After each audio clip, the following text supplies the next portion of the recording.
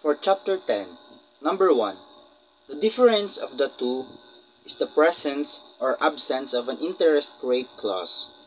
An interest-bearing note earns the lender additional money over time, while a non-interest-bearing note requires only the principal amount to be repaid.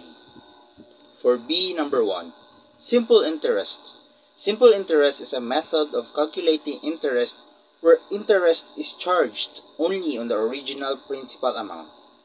Maturity value. The total amount due on a loan at the end of its term. Principal.